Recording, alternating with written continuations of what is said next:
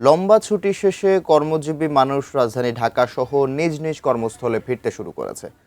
কোথাও যানজটের আভাস নেই, নির্বিঘ্নে কাজে ফিরছে মানুষ। সাভার সিএনবি বাস স্ট্যান্ড থেকে বিস্তারিত জানাচ্ছেন কামরুজ্জামান। কি অবস্থা দেখতে পাচ্ছেন এই মুহূর্তে সাভারের?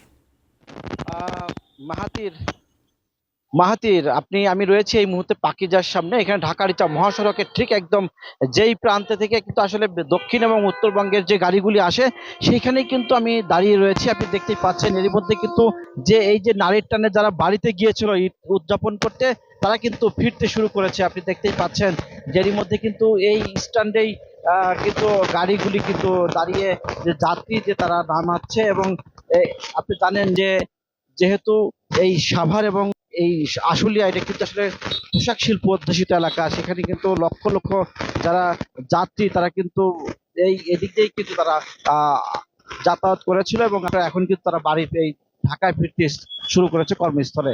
তবে এখন কিন্তু আসলে প্রচন্ড রৌদ্র, অনেক উত্তপ্ত গরম চলছে, কিন্তু যানজটের যে আভাস সেটি কিন্তু নেই। যানজট ছাড়াই মানুষ নির্বিঘ্নে তারা কিন্তু বাড়ি ফিরছে। আমরা কথা বলেছিলাম পুলিশের সাথে, হাইওয়ে পুলিশ আমাদেরকে জানিয়েছে যে যেহেতু এই ঢাকার এটা মহাসড়ক এবং এদিকে কোথাও কোনো যানজট নেই, নির্বিঘ্নেই কিন্তু আসলে স্বস্তিতে যাত্রীরা তারা কিন্তু বাড়ি ফিরছে।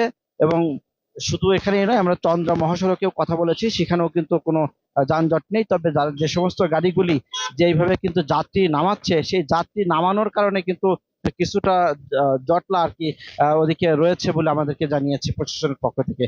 তো এই সবকিছু মিলিয়ে মাহাথির যদি বলা যায়, যারা নারীর টানে যারা বাড়ি ফিরছে, বাড়ি ফিরেছিল, তারা যে এই যে এখন যে যেহেতু কর্মস্থলে তারা আসছে এবং যেহেতু সরকারি প্রতিষ্ঠানগুলো খুলে দেওয়া হয়েছে, এখন যেহেতু আগামী শনিবারে কিন্তু যে সবগুলো পোশাক শিল্প কারখানা খোলা হবে, যে কারণে কিন্তু বৃহস্পতিবার এবং শুক্রবারে যে যাত্রীদের যে একটা চাপ, সেই চাপ কিন্তু থাকবে বলে আমাদেরকে জানিয়েছে। এই ছিল সর্বশেষ আমার ক্ষেত্রে ঢাকার ইচ্ছা মহাসড়ক থেকে। আমরা ফিরে যাচ্ছি স্টুডিওতে মাহাতিরের কাছে। মাহাতির।